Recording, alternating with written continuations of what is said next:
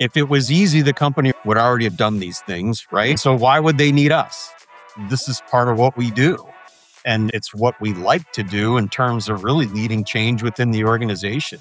And to be able to unlock that growth opportunity for the organization, to streamline and make it more efficient for the rest of the employees of a company, and certainly make it easy for our customers to understand and consume what we do and take that burden off. To me, this is what marketing leaders sign up for, and it comes with the job, right? And I feel that even though you have those moments of, did I go too far too fast?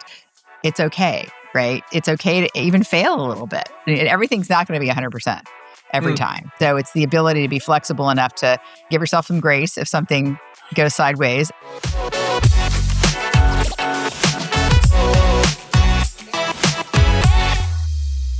Hello and welcome to the Healthtech Marketing Show. I'm your host, Adam Chirinas. I'm the CEO of Health Launchpad, and thank you very much for listening. If this is your first time tuning in, please subscribe on whatever podcast app you use. We're on all of them.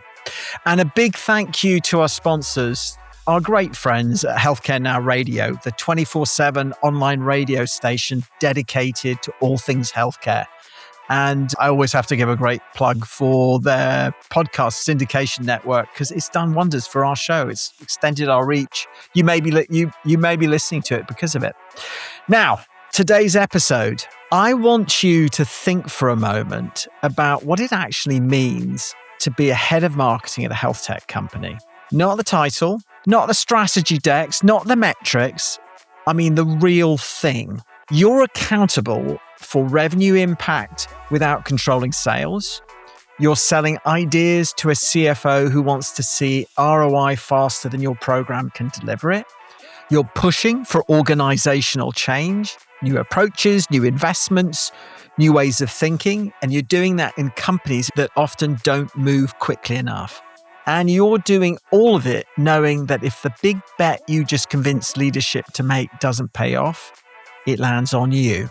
That takes a specific kind of courage, not the loud kind, not the kind you announce, the quiet kind, the kind that shows up every day in decisions that rarely get acknowledged until something either works or it doesn't. And that's what this conversation is about. I'm joined today by two people I've known for a long time and genuinely respect. Eric Johnson is VP of Marketing at Harmony Healthcare IT, and he's been through it in the last year or so. A major rebrand, scaling an ABM program from scratch, building out his team, all while navigating the personal weight that comes with leading a function where the stakes are real and the pressure is on. Stephanie Whiting is EVP of Marketing at iMethods, and she's in the middle of her own version of the same thing. She's pushing an ABM program forward with all the changes that are incumbent on that and the challenges. They're overhauling their website, and they're making some pretty bold strategic calls about where to put the company's energy and where to pull back.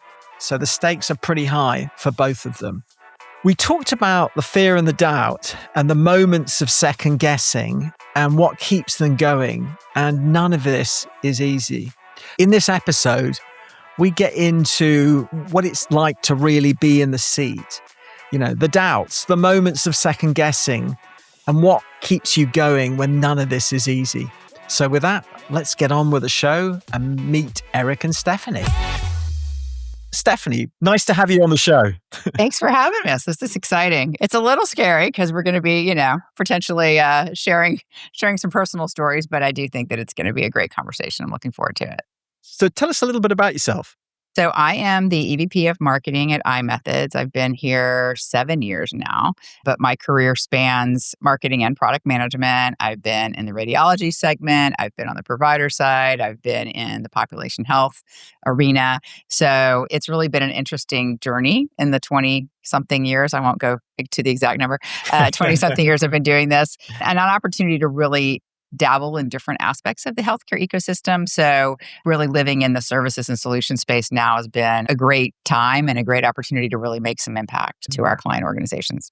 Nice to have you on the show. Eric, you've been on the show before, and actually the idea, the genesis of this episode came out of a conversation that, you and I were having at Vive, and I think it's something that we've talked about a lot as we've got to know each other. So, Eric, tell the listeners out there a little bit about yourself.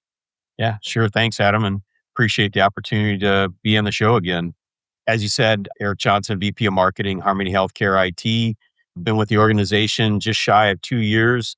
Been in healthcare IT for similar stuff here, quite a long time, and have been in a variety of roles. Started in sales, worked in operations, but the back half and the majority of my career has been in marketing, product marketing, international marketing, marketing leadership. And so I've always felt that marketing is one of those functions that just kind of brings together all sorts of different facets of things that I really like to do. Mm-hmm. And in particularly in healthcare, healthcare is just honestly just a great place for I consider practicing marketing, just simply because the stories are very human.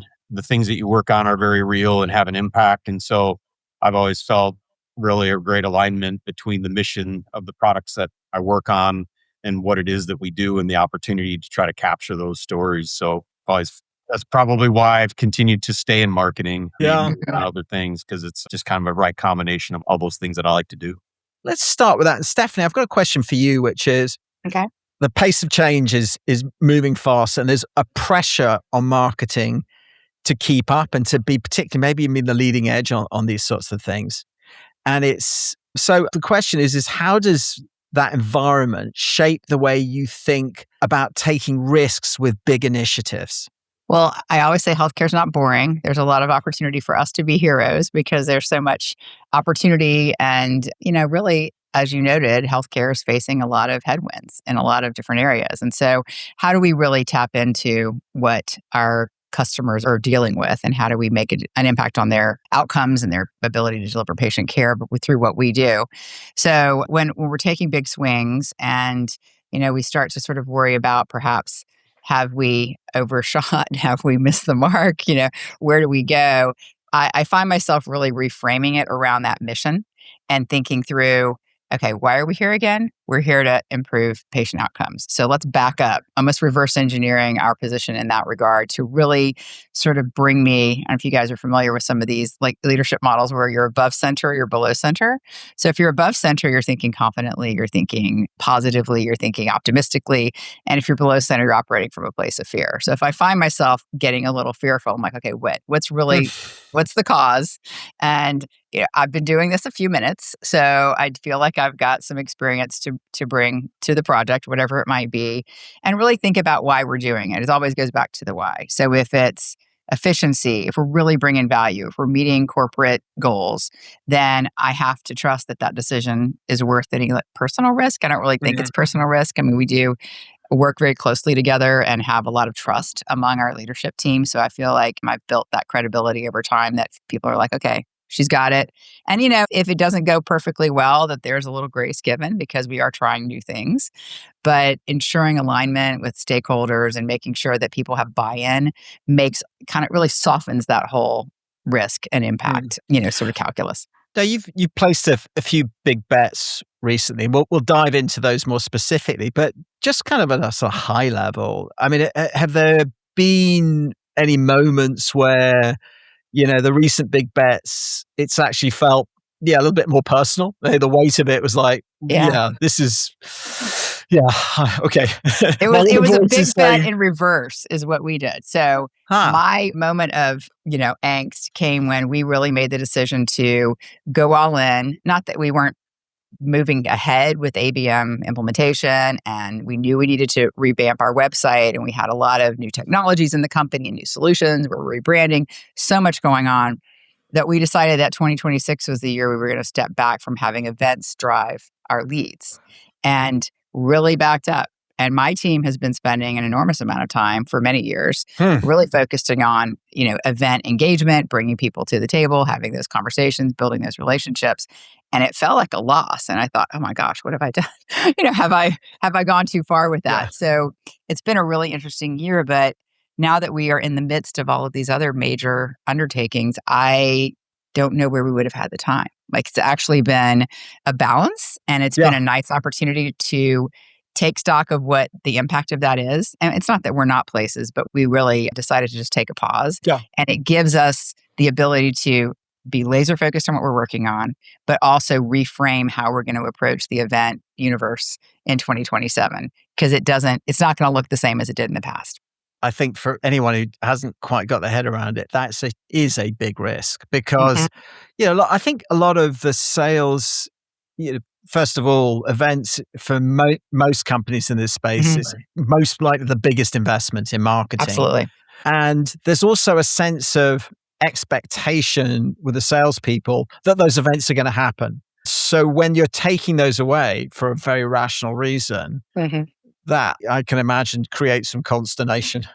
Yeah. Yeah. It was a joint decision. So it wasn't as though we made the decision in a vacuum. So I Yeah. always go back to alignment and collaboration about Yeah. all these decisions so that people have a stake in it and they realize that maybe we weren't getting as much out of the events as we had hoped Mhm. because everyone was focused on all these other things. There's only so much people can absorb.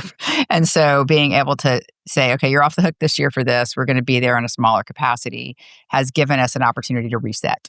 And Yeah. I'm really excited about 27 because the pendulum will sort of swing back to the middle. Good. Eric, One program that I think of in particular has been our ABM program that we started in 2024.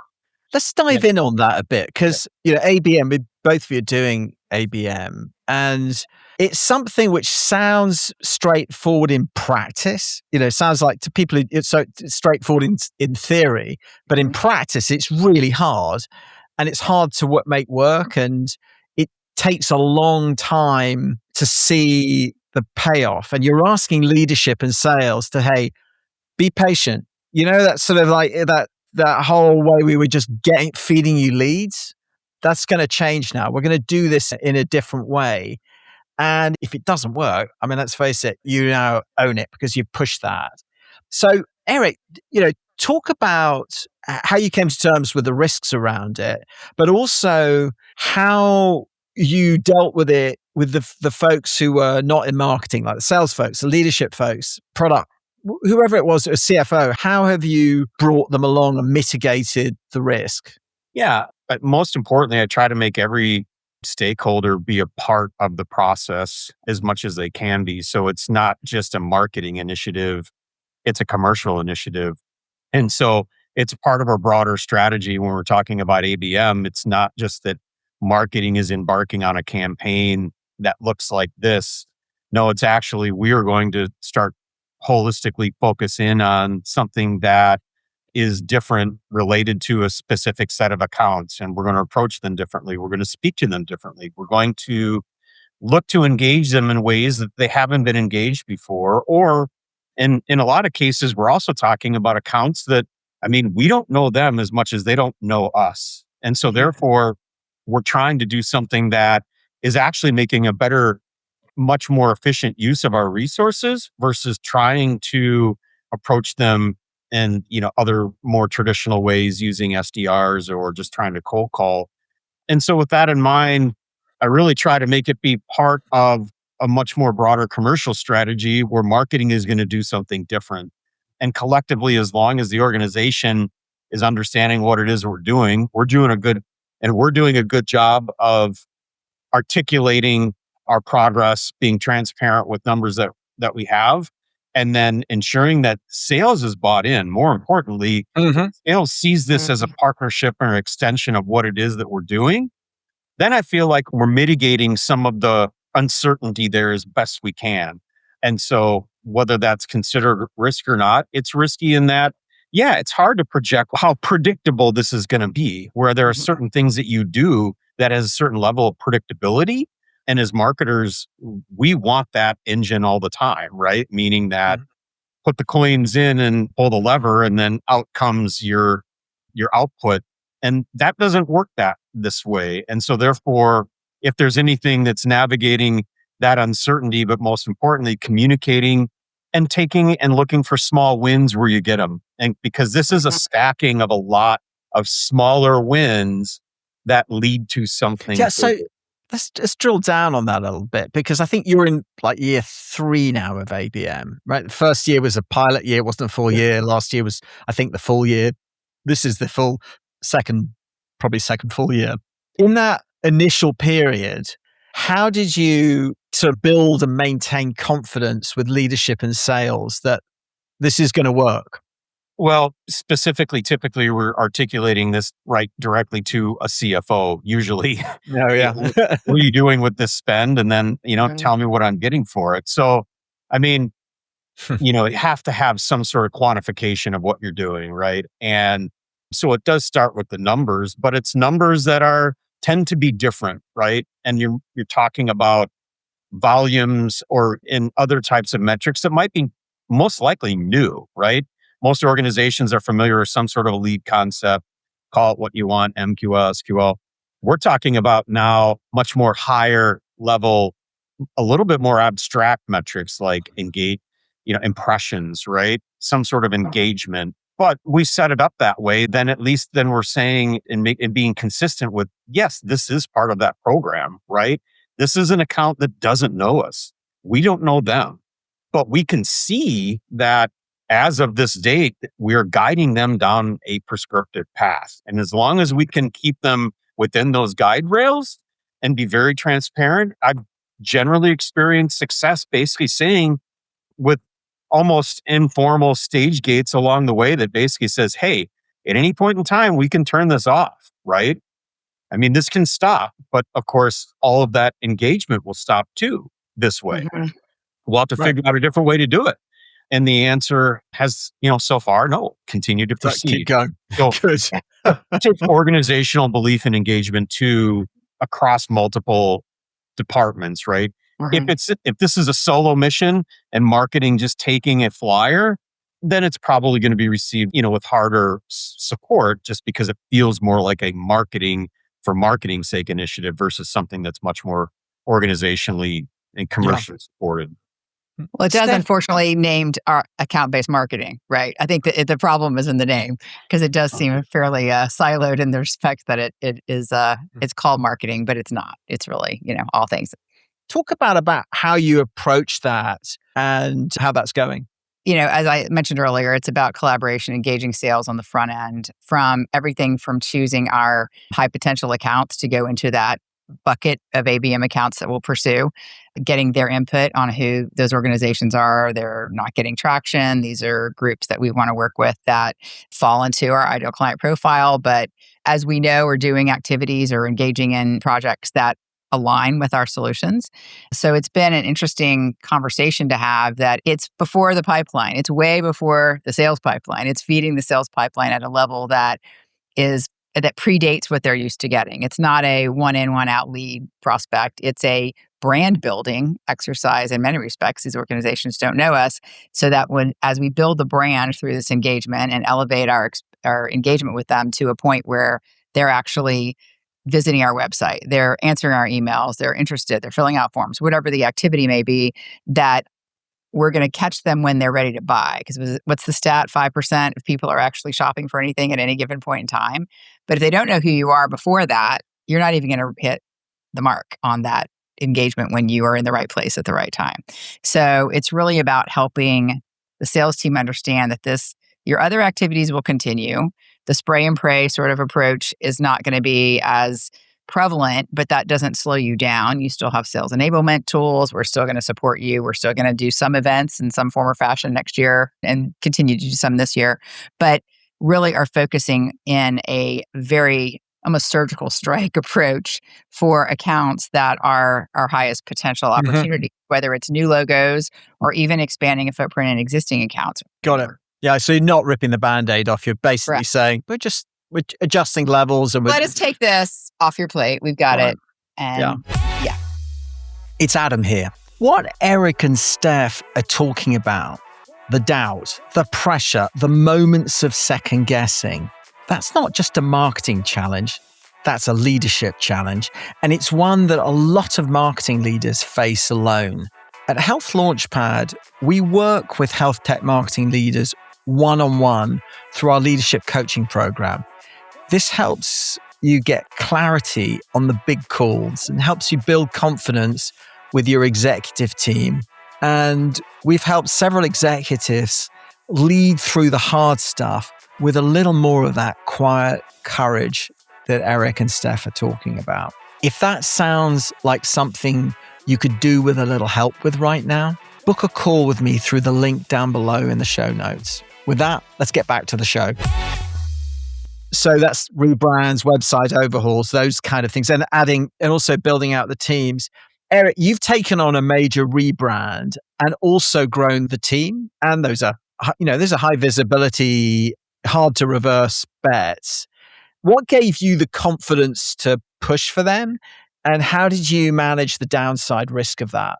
Yeah, I guess in terms of confidence, just having been through sort of a organizational transformation, if you will, and being part of leading that effort, it's one of those things that I just feel like if you have strong conviction of it in terms of a company and where they're at and their readiness and their need, then for me, it's just following through, but then also setting the organization up for managing the expectations of what it is, though, that you're really asking the organization to do.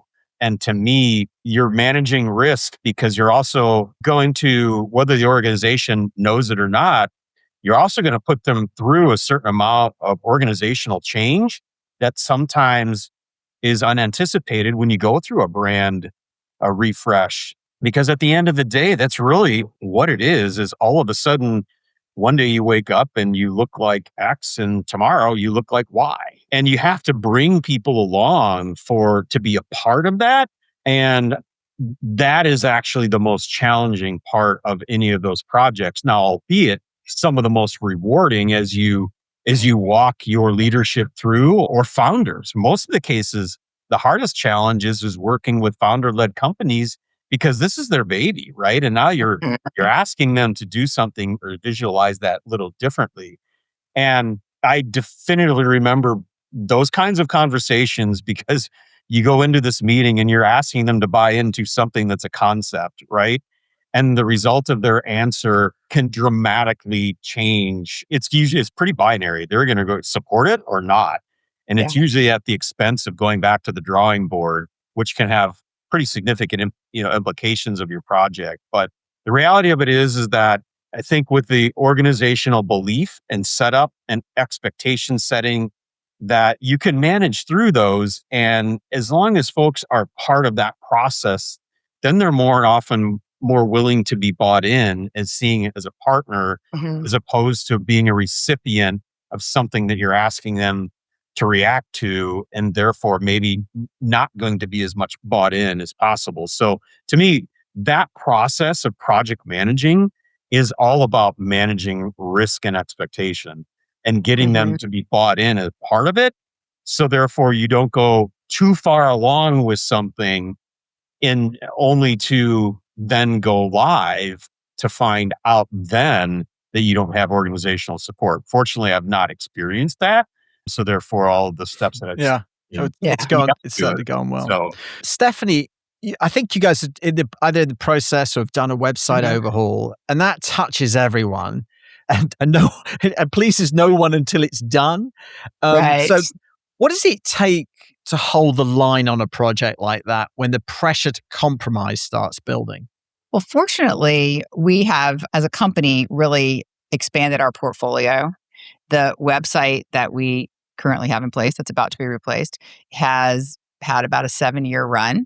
And so it has some technical limitations as it relates to incorporating some of the ABM intent tracking and some of the programmability that we would like to have, and AI searching and that side of things. So really it was time, regardless, to do something different. And the stars sort of aligned with regard to expanding our solution offerings, and also an opportunity to just rethink the whole thing, just throw all the cards in the air and rethink the entire approach.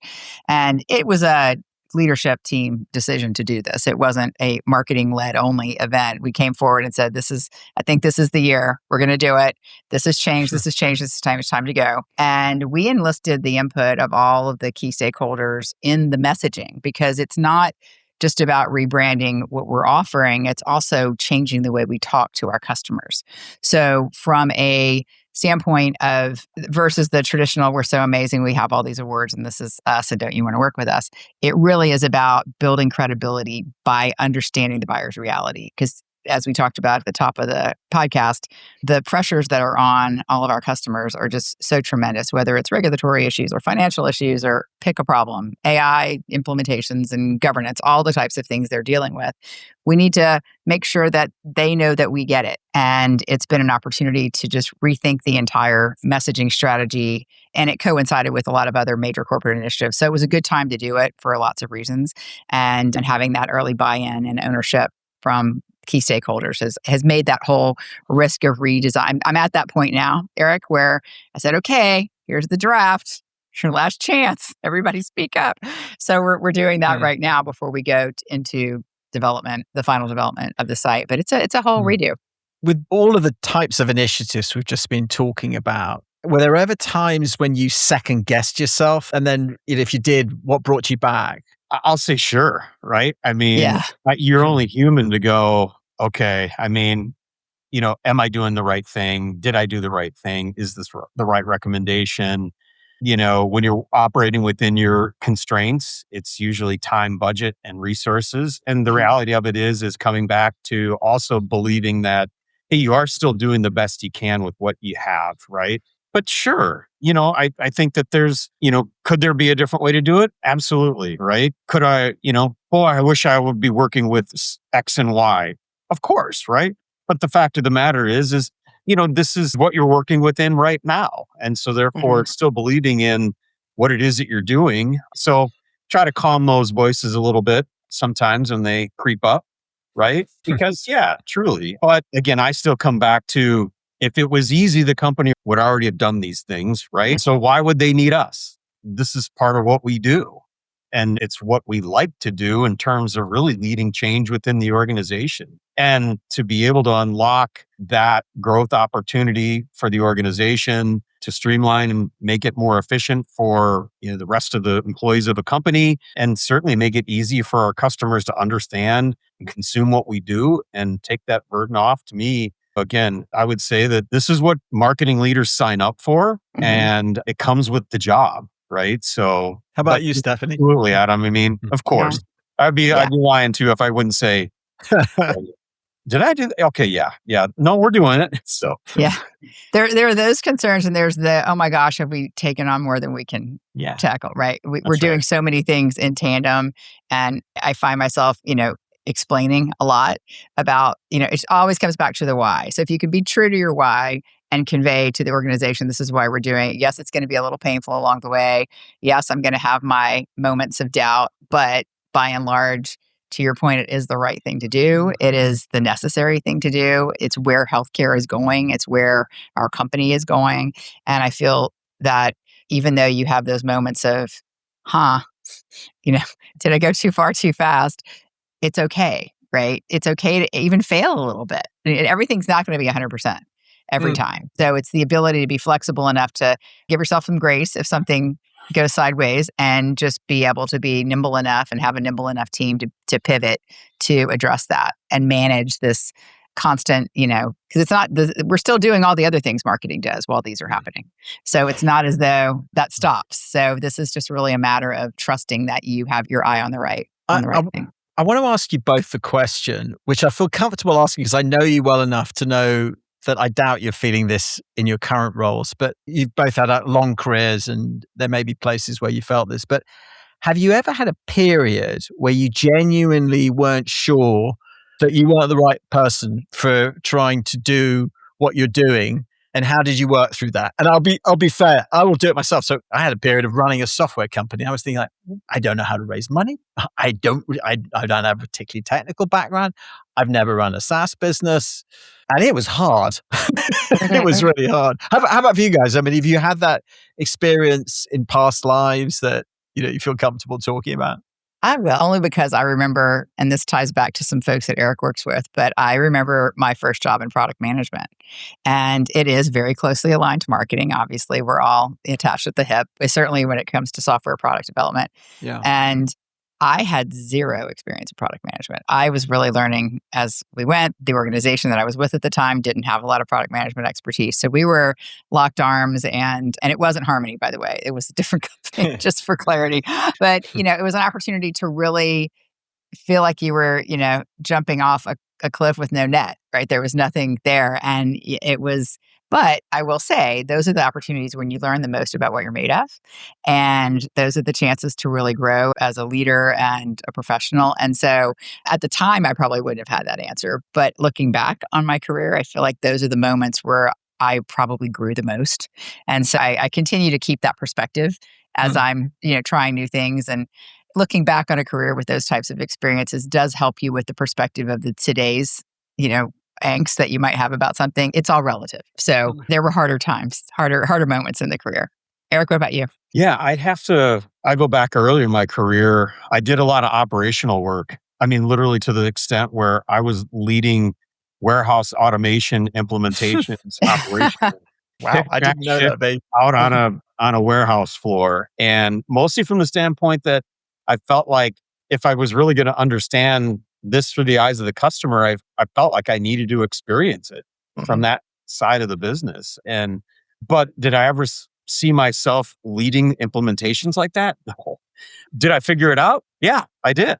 And to me, that's just I think to your point, Steph, the same part of it is maybe it's just kind of part of the DNA of just making sure that you'll figure it out, right?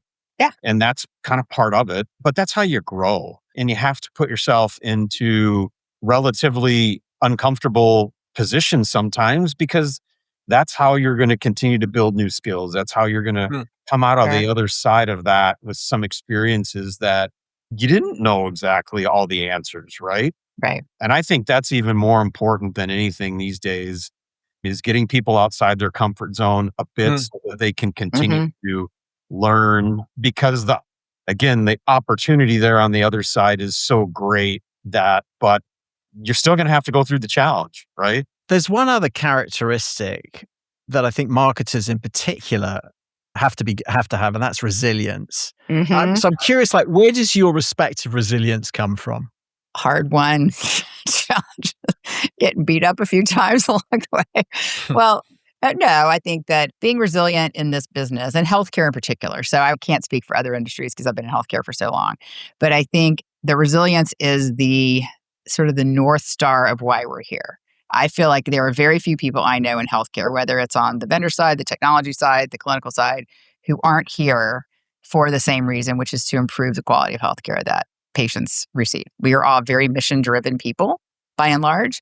And the resilience comes in with knowing that that's what you're here for, like doing the right thing for all those downstream people you're impacting, your family members, we're all patients, and staying true to the mission of healthcare is whenever I have my doubts, I'm like, wait a minute, this is okay. These are things that align with why I got into healthcare in the first place, regardless of what segment I might be in or what, silo I might be working in at the time.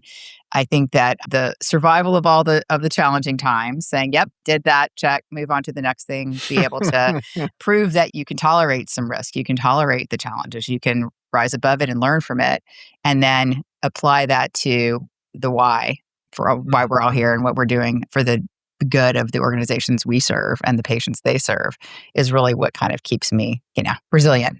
Eric, how about you? Yeah, I mean, I'll piggyback a bit on what Steph said in terms of I'm a believer in the mission, right? And so I'm very motivated in terms of the products that we work on. I'm also motivated by the pursuit of excellence, though, right? Like the belief of how you can continuously try to improve in your craft, right? And I think as a result of that, you end up with some built-in resiliency if you're believing that, hey, I'm still in pursuit of the best thing that I can ever do, right? And I've met some amazing people, and those are the folks that you can learn from, right? And so I feel like I'm not speaking about other disciplines, but you can never be done with learning. And I think this is a continuous learning space and job. And that is either going to be really invigorating or motivating, or maybe that is actually really scary, right? And perhaps maybe that this isn't the right fit, right? Because to me, this is what marketing is extremely dynamic. But that makes it really exciting, right? Yeah. Closing question for both of you. I want to go back to your way back time machine there, Eric. So If you were to go back in time and talk to the younger up and coming marketing leader self, it could be any period in time, could be 2 years ago, could be 20 years ago, you pick when.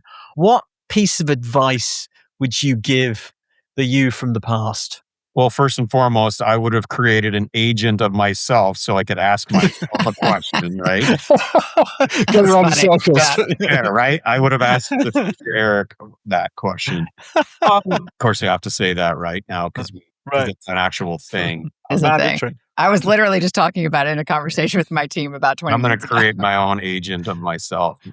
Probably should do that. To me, I think it just goes back to a lot of the same kind of core values of who you are, that the organizations that you choose to work for and the people that you choose to work with, and just the way that you generally go about how you treat people and others, that those are things that you learn. You're a product of your environment early on, right? And so, it's kind of like if you're talking to, I think about the things that I talk to my college age kids right now that I know become really important habits that end up being predictors of success. And those building great habits is where it all starts, right? And that's personally and that's professionally.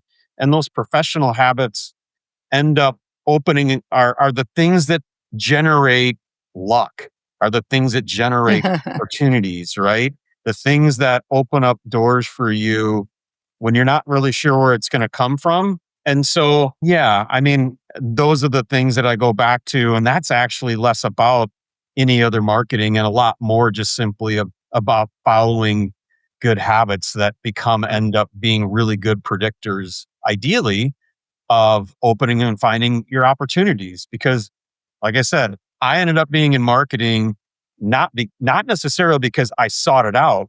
It's just simply because it was the next opportunity that I got, right? And that ends up being a career journey when you're given the chance to go prove yourself again. How about you, Stephanie? I think I would tell my younger self to trust what you know, right? Trust that you are bringing something valuable to the table, whether you're 29, 39, or 49. You come with a set of expertise. You come up with a set of skills. I think, as we were talking about earlier, a lot of the marketers I know are sort of wired similarly. I think we seek out knowledge. I think we enjoy a little bit of risk and a little bit of trial and error. And I think that my younger self could have benefited from allowing myself to be comfortable trying new things, really stepping out and putting myself on the line, maybe a little bit more. Now, granted, I'm not sure that person would have listened given whatever was going on in the organization at the time, wherever I might have been. But there is certainly an element of confidence I would share. I remember my first job in healthcare, and I knew nothing about a management service organization from a banana. I had no knowledge at all. And I just was surrounded by really good people who were willing to mentor me and take me on and help me grow. So I think another piece of advice, and I tell my kids this too, Eric, speaking of our children, is to seek out good mentors. Like, find people who are who you want to be in 10, 20 years and be those, and then be those people, So I've got my team, I'm trying to work with them, to bring them up and upskill them and have them look to find mentors within and without the organization. So I do think, trust yourself, trust your skills, be a little bit more assertive sometimes, perhaps, and then seek good counsel along the way. So that's a conversation I've wanted to have for a while. And I think Eric and Stephanie delivered in a way that goes well beyond the polished version of what you hear. I really appreciated their candor and the authenticity of what they had to say. I've got a few takeaways for you. So takeaway number one, alignment isn't just good practice. It's how you manage personal risk. Both Eric and Stephanie were emphatic about this. Before you launch the big initiative, get the stakeholders inside it with you. ABM isn't a marketing program, it's a commercial program. A website overhaul isn't a marketing project, it's a company decision. The more ownership you can distribute before you go public, the less exposed you are if it gets hard. Takeaway 2, reframing risk isn't a cliche, it's a discipline. Eric made a distinction that really struck me. he doesn't really think about his work in terms of risk. He thinks about it in terms of opportunity. And he goes in accepting that the plan will change and that it'll be hard and that believing in it anyway is part of what the job requires. And that's not naive optimism. That's a deliberate reframe that keeps you moving forward when the signals are mixed. Takeaway 3. When doubts creep in, come back to the why. Both guests describe the same thing independently. When you're in the middle of something that isn't working and the inner voice starts asking if you went too far, the thing that anchors you is returning to the mission. Why are we doing this? Who does it serve? That question doesn't eliminate the doubt, but it puts it in perspective. And in healthcare especially, that mission level answer tends to be a pretty good compass. Takeaway 4.